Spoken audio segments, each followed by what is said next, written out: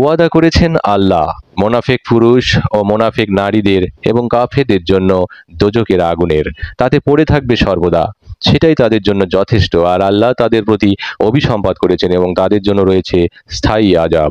যেমন করে তোমাদের পূর্ববর্তী লোকেরা তোমাদের চেয়ে বেশি ছিল শক্তিতে এবং ধন সম্পদের ও সন্তান সন্ততির অধিকারও ছিল বেশি, অতঃপর উপকৃত হয়েছে নিজেদের ভাগের দ্বারা, আবার তোমরা ফায়দা উঠিয়েছ তোমাদের ভাগের দ্বারা, যেমন করে তোমাদের পূর্ববর্তীরা ফায়দা উঠিয়েছিল নিজেদের ভাগের দ্বারা। আর তোমরাও বলছো তাদেরই চলন অনুযায়ী। তারা ছিল সে লোক যাদের আমলসমূহ নিঃশেষিত হয়ে গেছে দুনিয়া ও আখিরাতে, আর তারাই হয়েছে ক্ষতির সম্মুখীন। তাদের সংবাদ কি এদের কানে এসে পৌঁছায়নি যারা ছিল তাদের পূর্বে? নূহের, আদের ও সামুদের সম্প্রদায় এবং ইব্রাহিমের সম্প্রদায়ের এবং মাদিয়ানবাসীদের এবং সেসব জনপদের যেগুলোকে উল্টে দেওয়া হয়েছিল, তাদের কাছে এসেছিলেন তাদের নবী পরিষ্কার নির্দেশ নিয়ে। বস্তুত আল্লাহ তো এমন ছিলেন না যে তাদের উপর জুলুম করতেন, কিন্তু তারা নিজেরাই নিজেদের উপর জুলুম করত। আর ইমানদার পুরুষ ও ইমানদার নারী একে অপরের সহায়ক। তারা ভালো কথার শিক্ষা দেয় এবং মন্দ থেকে বিরত রাখে, নামাজ প্রতিষ্ঠা করে, জাকাত দেয় এবং আল্লাহ ও তার রাসূলের নির্দেশ অনুযায়ী জীবনযাপন করে। এদেরই উপর আল্লাহ তাআলা দয়া করবেন। নিশ্চয়ই আল্লাহ পরাক্রমশীল, সুকৌশলী।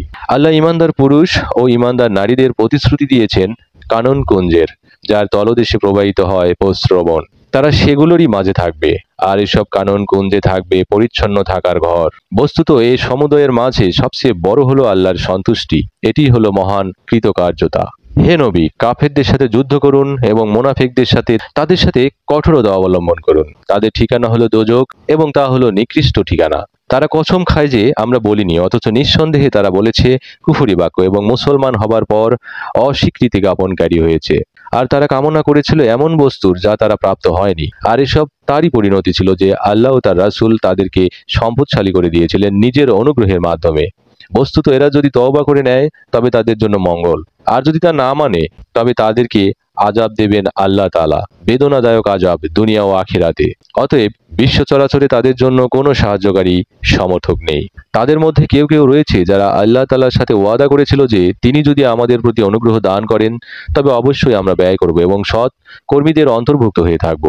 অতঃপর যখন তাদেরকে স্বীয় অনুগ্রহের মাধ্যমে দান করা হয় তখন তাদের কার্পণ্য করেছে এবং কৃত ওয়াদা থেকে ফিরে গেছে তা ভেঙে দিয়ে। তারপর এরই পরিণতিতে তাদের অন্তরে কপটতা স্থান করে নিয়েছে সেদিন পর্যন্ত যেদিন তার সাথে গিয়ে মিলবে। তাই এজন্য যে তারা আল্লাহর সাথে কৃত ওয়াদা লঙ্ঘন করেছিল এবং এজন্য যে তারা মিথ্যা কথা বলতো।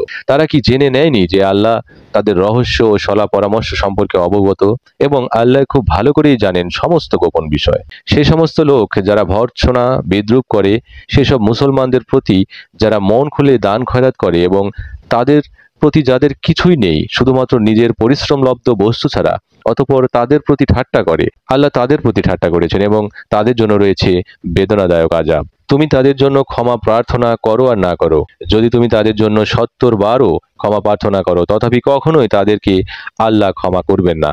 তা এজন্য যে তারা আল্লাহকে এবং তার রসুলকে অস্বীকার করেছে।